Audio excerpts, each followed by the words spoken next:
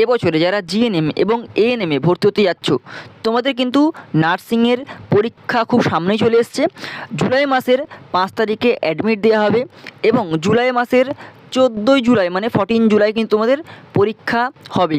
এবছরে যারা জিএনএম এবং এএনএমে ভর্তি হতে যাচ্ছ, ওকে, তোমাদের জন্য আজকে আমি নিয়ে এসেছি কিন্তু র্যাপিড 30টা জীবনবিজ্ঞানের খুব গুরুত্বপূর্ণ প্রশ্ন, যে প্রশ্নগুলো কিন্তু ভীষণ গুরুত্বপূর্ণ, ভীষণ ইম্পর্টেন্ট। যে সমস্ত নার্সিং স্টুডেন্টরা যারা নার্সিং হতে যাচ্ছ, নার্স হতে যাচ্ছ, তারা যদি পরপর এরকম ভিডিও পেতে চাও, তোমরা কিন্তু অবশ্যই চ্যানেলটি সাবস্ক্রাইব করে রাখো এবং পাশ থেকে বেল আইকনটি কিন্তু প্রেস করে রাখো। দেখো, জীবনবিজ্ঞান ক্ষেত্রে শুধুমাত্র লাইফ সায়েন্সের কিন্তু 30টা র্যাপিড প্রশ্ন আমরা দিচ্ছি, যে সমস্ত প্রশ্নগুলো ভীষণ গুরুত্বপূর্ণ, অর্থাৎ নমুনা প্রশ্নোত্তর। এগুলো কিন্তু নমুনা প্রশ্নোত্তর, মানে এই রকম ধরনের প্রশ্ন আসবে জীবনবিজ্ঞান থেকে বা লাইফ সায়েন্স থেকে। তোমরা কিন্তু অবশ্যই চ্যানেলটি সাবস্ক্রাইব করে রাখবে এরকম আরও অনেক ভিডিও পাওয়ার জন্য। ওকে, চলে আসো একদম প্রথম প্রশ্নে। প্রথম প্রশ্ন দেখতে পাচ্ছি যেটা, দেখো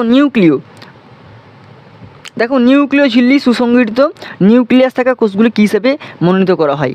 4টে অপশান আছে, গালের কোষ, ইউক্যারিওটিক কোষ,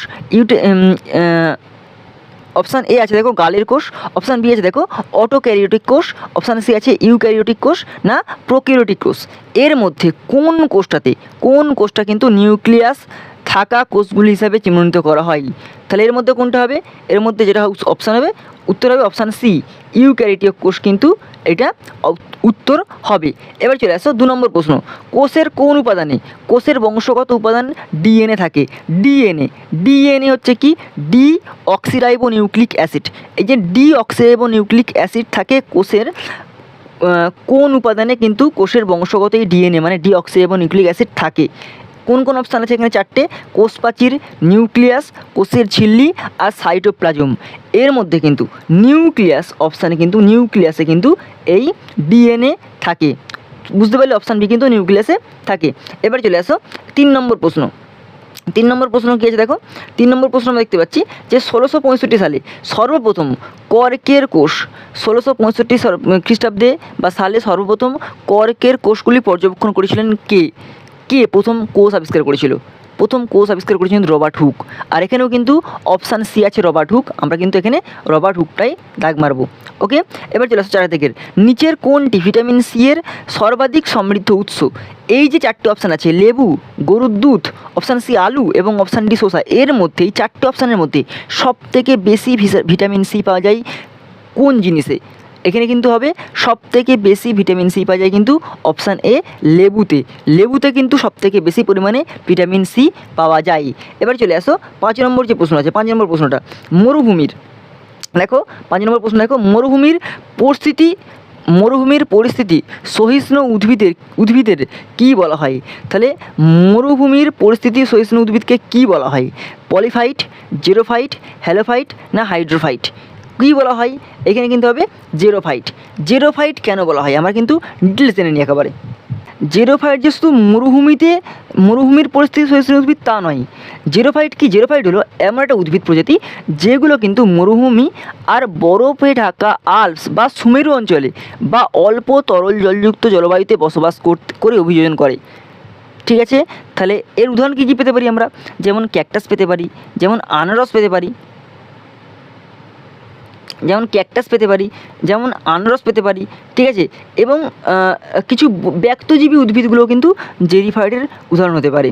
ওকে, এবার চলে আসো আমরা এবার চলে আসো প্রশ্ন 6 নম্বর প্রশ্নটা কী দিয়েছে আমাদের?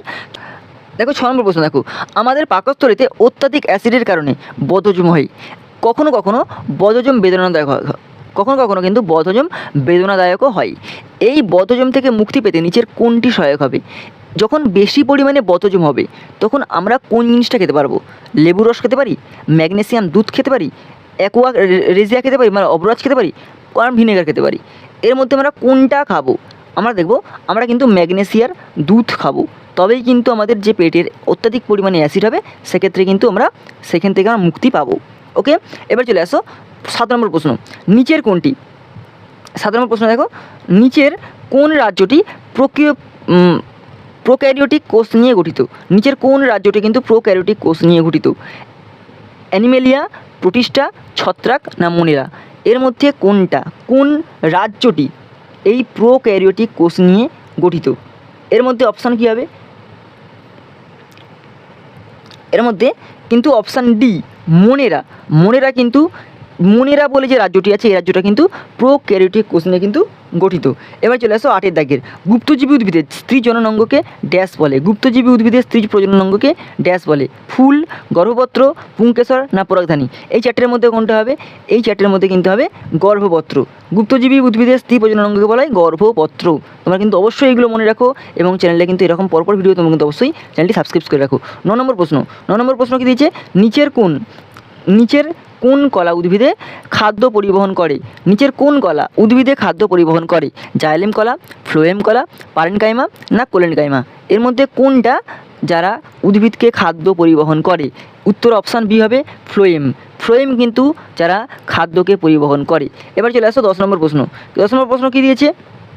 10 নম্বর প্রশ্ন দেখো, কোবাল্ট থেরাপি হলো ক্যান্সারের মতো অবস্থা চিকিৎসার জন্য রেডিও আইসোটোপ কোবাল্ট 60 থেকে ড্যাশ রশ্মি দ্বারা চিকিৎসা ব্যবহার। তাহলে এই যে কোবাল্ট থেরাপি হচ্ছে ক্যান্সারের মতো একটা অবস্থা চিকিৎসার জন্য রেডিও আইসোটোপ কোবাল্ট 60, এর থেকে কোন রশ্মি বেরিয়ে আসছে যেটা চিকিৎসার জন্য ব্যবহৃত করা হচ্ছে? আলফা রশ্মি, বিটা রশ্মি, গামা রশ্মি না অতি বেগুনি রশ্মি? দেখো এর মধ্যে কিন্তু গামা রশ্মি যেটা বেরোচ্ছে সেটা কিন্তু এই যেটা হচ্ছে ক্যান্সারের মতো চিকিৎসায় কিন্তু ব্যবহার করা হচ্ছে। ওকে, এবার চলে আসো 11 প্রশ্নটা। যে পেশি নলের মাধ্যমে সঞ্চিত প্রস্রাব শরীর থেকে বেরিয়ে যায় তাকে কি বলে? এমন একটা পেশি আছে যে পেশি কিন্তু নলের মাধ্যমে সঞ্চিত প্রস্রাব যারা কিন্তু শরীর থেকে বেরিয়ে যায় তাকে কি বলবো? বৃক্ক বলবো, গোবিনী বলবো, মূত্রথলি বলবো না মূত্রনালী বলবো? মূত্রনালী কিন্তু অপশানটি হবে মূত্রনালী, যেখান থেকে কিন্তু যে নালীর সাহায্যে কিন্তু প্রস্রাব সঞ্চিত জায়গা থেকে বাইরে বেরিয়ে আসে। ওকে, এবার চলে আসো 12 প্রশ্নটা। 12 প্রশ্ন কী দিয়েছে দেখো, নিচের কোনটি সর্বাধিকভাবে দুধ, চিনি, মিল্ক সুগার নামে পরিচিত? এই যে 4টে অপশান আছে এর মধ্যে সর্বাধিকভাবে মিল্ক সুগার নামে পরিচিত কোনটা? গ্লুকোজ, ফ্রুক্টোজ, ম্যালটোজ না ল্যাকটোজ? এর মধ্যে কোনটা মিল্ক সুগার নামে পরিচিত? এটা হবে কিন্তু অপশানটি ল্যাকটোজ। ল্যাকটোজ হচ্ছে কি মিল্ক সুগার নামে কিন্তু পরিচিত। এবার চলে আসো 13 প্রশ্ন। কোন ভিটামিন ডি অ্যানালগ থাইরয়েডিজম, অবাধ্য, রিকেটস এবং পারিবারিক ফসফেমিয়া চিকিৎসার জন্য ব্যবহৃত হয়? তাহলে এর মধ্যে কোনটা ব্যবহৃত করা হয়? অপশান এ দিয়েছে দেখো, ট্যাগলোসিরল, টেগোফেরল, এগ্রোক্যালসিফেরল আর রেটিনল। এর মধ্যে কোনটা হবে? এর মধ্যে হবে কিন্তু এগ্রোক্যালসিফেরল। এর্গোক্যালসিফেরল কিন্তু ব্যবহৃত করা হয়, চিকিৎসার জড়িত করা হয়। ঠিক আছে, এবার চলে আসো 14 প্রশ্নটা। 14 প্রশ্ন কী দিয়েছে দেখো, গলগণ্ডের চিকিৎসায় কোন আইসোটোপ ব্যবহার করা হয়? গলগণ্ডের চিকিৎসায় কিন্তু কোন আইসোটোপ ব্যবহার করা হয়? Iodine 131, cobalt 60, sodium 24, uranium 235। এর মধ্যে কোনটা ব্যবহার করা হয়? এর মধ্যে কিন্তু আয়োডিন 131 কিন্তু অপশানে কিন্তু ব্যবহার করছে আয়োডিন 131। গলগণ্ডের চিকিৎসার যে আইসোটোপ ব্যবহার করা হচ্ছে কি আয়োডিন 131। ওকে, এবার চলে আসো 15 নম্বর প্রশ্ন। অ্যান্টন ভ্যান লিউয়েন হোক কত সালে এককোষী জীবনের রূপগুলি আবিষ্কার করেছিলেন? অ্যান্টন ভ্যান লিউয়েন হোক কত সালে এককোষী জীবনের রূপগুলি আবিষ্কার করেছিলেন? 1774, 1884, 1837 না 1674 খ্রিস্টাব্দে? কোনটা হবে? এটা হবে অপশান ডি 1674 খ্রিস্টাব্দে। অপশান ডি হবে কিন্তু 1674 খ্রিস্টাব্দে। এবার চলে আসো 16 নম্বর প্রশ্ন। 16 নম্বর প্রশ্ন কী পাচ্ছি আমরা দেখো, স্তন্যপায়ী প্রাণীদের কিন্তু যকৃতে নিচের কোন কোষ পাওয়া যায়? স্তন্যপায়ী প্রাণীদের যকৃতে নিচের কোন কোষ পাওয়া যায়? পুরকেনজি কোষ, মাইক্রোগ্লিয়াল কোষ, কুপফার কোষ না সংঘবাহ কোষ? এর মধ্যে কিন্তু অপশান হবে সি, কুপফার কোষ কিন্তু পাওয়া যায় এই প্রাণীদের যকৃতে, স্তন্যপায়ী প্রাণীদের যকৃতে। ওকে, 17 নম্বর প্রশ্ন। নিচের কোনটি উদ্ভিদ রাজ্যর অসবুজ হেরোটোট্রপিক উদ্ভিদ কোনটা? ফার্নস, শৈবাল, ছত্রাক না মস? এর মধ্যে কোনটা হেরোটোট্রপিক?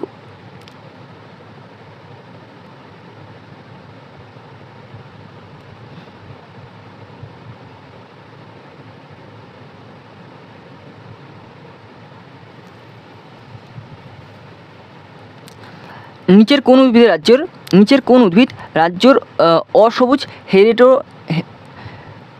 নিচের কোন উদ্ভিদ 17 দেখো, নিচের কোন উদ্ভিদ রাজ্যর অসবুজ হেটেরোট্রপিক উদ্ভিদ কোন রাজ্যের উদ্ভিদটি?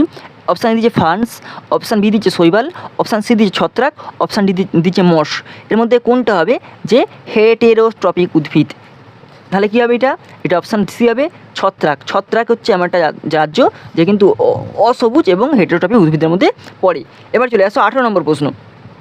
18 নম্বর প্রশ্ন কী পাচ্ছি আমরা, ইস্ট শোষণের সময় ড্যাশ গ্যাস উৎপন্ন করে। ইস্ট যখন শ্বসন করে, শ্বসনের সময় শ্বসন চালায়, তখন সে কোন গ্যাস উৎপন্ন করে? ইস্ট যখন শ্বসন চালায় তখন সে কোন গ্যাস উৎপন্ন করে? Option A hydrogen, option B nitrogen, option C methane, option D carbon dioxide. Option C হবে, অপশান কোনটা হবে? কোন অপশানটা হবে? অপশান ডি কিন্তু কার্বন ডাইঅক্সাইড হবে। ইস্ট যখন শ্বসন চালায় তখন কিন্তু কার্বন ডাইঅক্সাইড গ্যাস উৎপন্ন করে। এবার চলে আসো 19এরটা, কী দিচ্ছে, জলজ অবস্থায় প্রতি সহিষ্ণু উদ্ভিদদের কী বলা হয়? জলজ অবস্থায় প্রতি সহিষ্ণু উদ্ভিদদের কী বলা হয়? হাইড্রোফাইট, হ্যালোফাইট, পলিফাইট না জেরোফাইট? এটা কোনটা হবে? এটা হবে হাইড্রোফাইট। যখন জলজ অবস্থায় প্রতি সহিষ্ণু উদ্ভিদদের বলা হয় কি, আমরা হাইড্রোফাইট বলবো। এবার চলে আসো 20 প্রশ্ন। এবার চলে আসো 20 প্রশ্ন। 20 প্রশ্ন কী দিয়েছে, কারকিউমিন একটি যৌগ যা বিভিন্ন জৈবিক কার্যকলাপ দেখায়, এটি নিচের কোনটি থেকে করা যেতে পারে? কারকিউমিন এইটা কিন্তু কোন, নিচের যে অপশানগুলো আছে এর মধ্যে কোনটা থেকে কারকিউমিন সবথেকে বেশি বেরোয়? টমেটো থেকে, আদা গাছ থেকে, হলুদ গাছ থেকে না চন্দন গাছ থেকে? এটা কিন্তু হবে হলুদ গাছ থেকে। হলুদ গাছ থেকে কিন্তু কারকিউমিন কিন্তু সবথেকে বেশি দেখা যায়। এবার চলে আসো পরেরটা 21এরটা, পাখির ডানা এবং পতঙ্গের ডানা হলো। পাখির ডানা এবং পতঙ্গের ডানা হলো কোনটা? পাখির ডানার পতঙ্গের ডানা হচ্ছে সমবৃত্তীয় গঠন, সমস্ত গঠন, সমসংস্থ গঠন না লুপ্তপ্রায় গঠন না জাতিজনিত গঠন? এটা কিন্তু হবে অপশান এ কিন্তু হবে সমবৃত্তীয় গঠন। অপশান এ হবে সমবৃত্তীয় গঠন।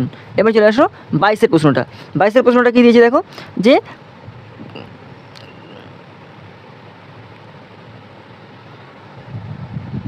22এর প্রশ্ন দেখো 22এর প্রশ্ন দেখো, কোর্স পর্দায় সবচেয়ে বেশি প্রাপ্ত লিপিড হলো, কর্ষ পর্দায় সবথেকে বেশি প্রাপ্ত লিপিড হলো কোলেস্টেরল, গ্লাইকোলিপিড, ফসফোলিপিড না স্টেরয়েড? কোনটা হবে? এটা হবে অপশান সি ফসফোলিপিড। এটা অপশান সি হবে ফসফোলিপিড। 23 দেখো, যকৃৎ এবং পেশিতে শক্তি হিসেবে সঞ্চিত হয়। যকৃৎ এবং পেশিতে শক্তি হিসেবে সঞ্চিত হয় কোনটা অপশান হবে? Option A glycogen, option B cholesterol, option C starch না অপশান ডি ফ্যাট? এটা হবে কিন্তু গ্লাইকোজেন। অপশান এ হবে গ্লাইকোজেন। ওকে, এবার চলে আসো 24এরটা। 24এর প্রশ্ন কী দিয়েছে দেখো, পাকস্থলীতে হাইড্রোক্লোরিক অ্যাসিড নিঃসরণ করে কিন্তু অক্সিনোটিন কোষ। অপশান সি হবে অক্সিনোটিন কোষ। ওকে, এটা হবে অপশান অক্সিনোটিন কোষ। এবার চলে আসো 25এরটা, নিচের কোন অংশটি মানবদেহে পচিত খাদ্য শোষণের জন্য দায়ী? কোন অংশটা আমাদের এই যে নিচে যে এতগুলো অংশ আছে এর মধ্যে কোন অংশটা পচিত খাদ্য শোষণ করে? কোন অপশানটা হবে? গ্রাসনালী, যকৃৎ, অগ্নাশয় না ক্ষুদ্রান্ত? অপশান ডি কিন্তু ক্ষুদ্রান্ত হচ্ছে কী করে না পচিত খাদ্য, মানবদেহে যত পচিত খাদ্য থাকে সে কিন্তু শোষণ করে। এবার চলে আসো 26এর প্রশ্নটা।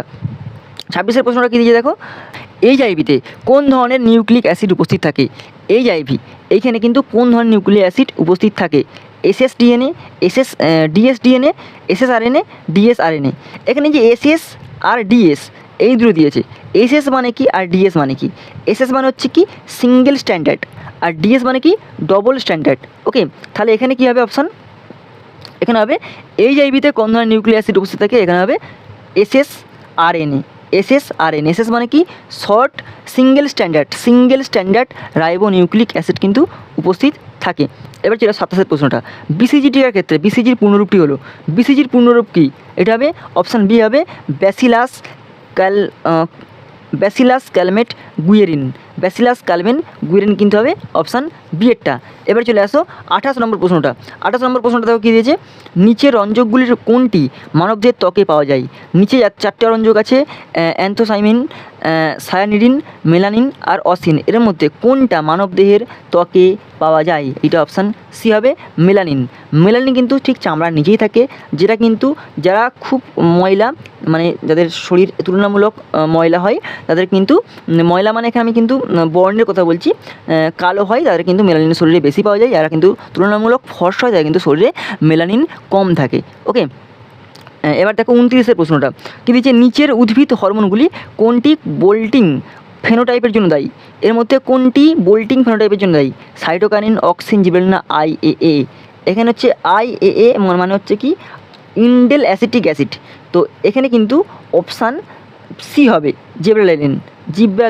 জিব্রারেলিন কিন্তু হবে এখানে অপশান সিটা।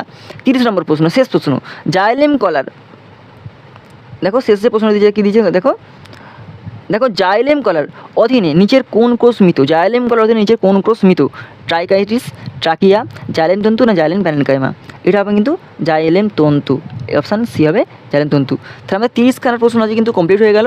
চ্যানেলে কিন্তু এরকম পরপর আরও ইম্পর্টেন্ট একদম কমন প্রশ্ন পেতে কিন্তু তোমরা অবশ্যই চ্যানেলটি সাবস্ক্রাইব করো এবং পাশে বেল আইকন কিন্তু প্রেস করে রাখো।